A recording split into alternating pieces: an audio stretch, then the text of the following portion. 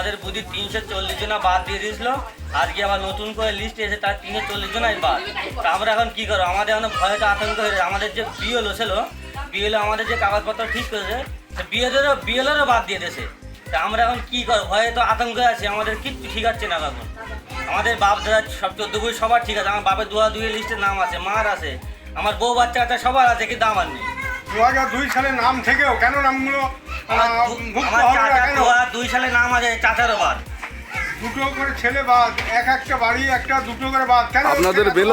আপনাদের বেলোয়ারের নামও বাদ গিয়েছে? আমাদের বিএলও নাম বাদ গেছে, যে আমাদের কাগজপত্র ঠিক করে তারও নাম বাদ দিয়ে দিয়েছে। আমাদের যে মাস্টার মশাই এই যে 340 জনা ছিল কি বিচারাধীনই ছিল?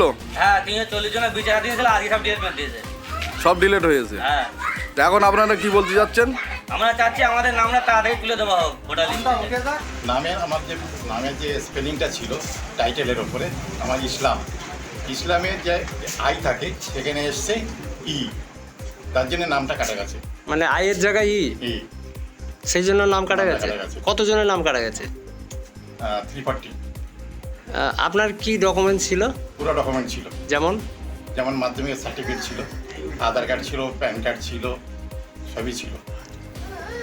কি পাসপোর্টও ছিল। পাসপোর্ট ছিল, তারপরেও নাম কাটা গেছে। কি বলবেন এটা নিয়ে? কি বলবেন? এটা হয়েছে সেটা কেন করেছে সেটা আমি বলবো কি করে? কি চাইছেন? কি চাইছেন? আমি চাইছি পুনরায় এটা যার নামটা, যেহেতু আমি 2002 ভোট লিস্টে আমার নামও আছে, তারপরেও কেন কাটা গেল? 2002 আপনার নাম ছিল, আছে, তারপরেও কাটা গেছে। আপনাদের বাড়ি কতজনের নাম কাটা গেছে?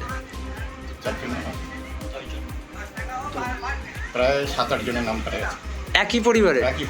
আর একই বুথে কতজন? 340 জন।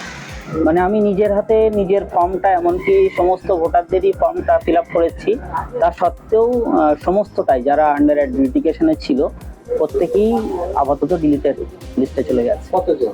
340 জন সংখ্যাটা। কি বলবেন? আপনি একজন বিএলও, আমার দিক থেকে কাজ পরিপূর্ণভাবে সঠিক ছিল, কিন্তু তার পরবর্তী ধাপে কোথা থেকে কিভাবে হয়েছে সেটা পুরোটাই আমার নজরের বাইরে, আমি জানি না। আপনার নিজের নাম কি কাটা গেছে? একদম। আমার নাম কাটা গেছে? আমার নামটা, আমার ফাদার নেম মিসম্যাচ ছিল আমার নামের ক্ষেত্রে।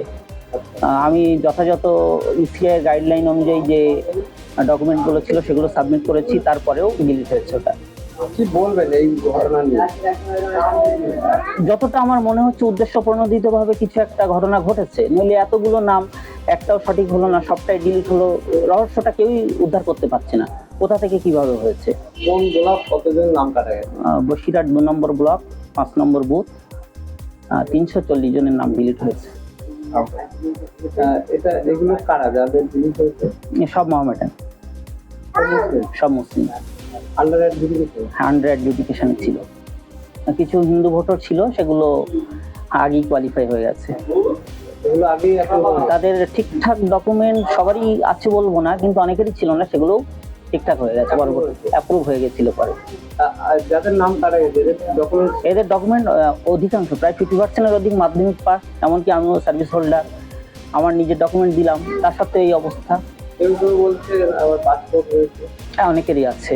পাসপোর্টগুলো প্রথমে কিছুটা হয়েছিল, পরে কিছুটা হিয়ারিং আটকে ছিল।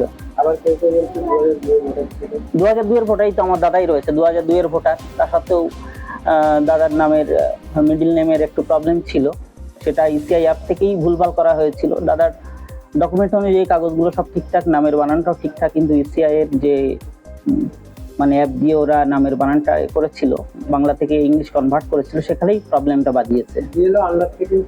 প্রত্যেকের জন্যই করা আছে, প্রত্যেকের জন্যই। এই যে কজনের নাম আন্ডার অ্যাডজুডিকেশনে প্রত্যেকেরই আন্ডারটেকিং দেওয়া ছিল, হিয়ারিং নোটিস আপলোড দিয়ে যে প্রসেসে পুরো ঘটনাটা ঘটেছে, মানে একেবারে এনুমারেশন ফর্ম সাবমিট থেকে শুরু করে একেবারে হিয়ারিং এর আগে পর্যন্ত যতগুলো কাজ সবটাই সঠিকভাবে করেছিলাম, তারপরে এই অবস্থা।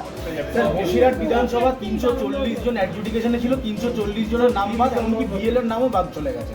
অভিযোগ করছে তারা যে কিভাবে এটা সম্ভব। বিএলও বলছে আমার সব ডকুমেন্টস আছে। এটা তো যারা অ্যাডজুডিকেশন করেছেন তাদের প্রশ্ন করতে হবে। কিন্তু ভারতবর্ষের নির্বাচন কমিশন বিজেপির দলদাস হয়ে কাজ করছে। ভারতবর্ষের নির্বাচন কমিশন দেখবেন একটা চিঠিতে আজকের বিজেপির সিম্বল লোগো লাগানো আছে।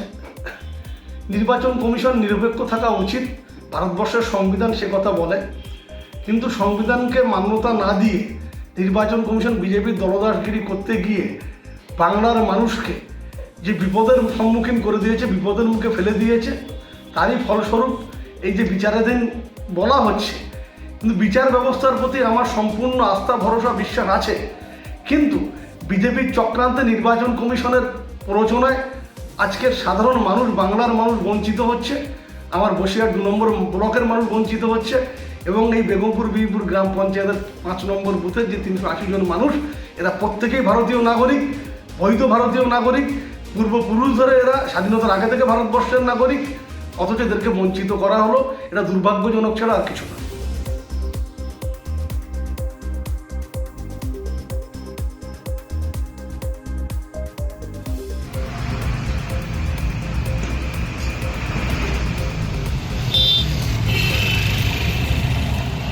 আমাদের ভিডিও ভালো লাগলে লাইক এবং শেয়ার করুন।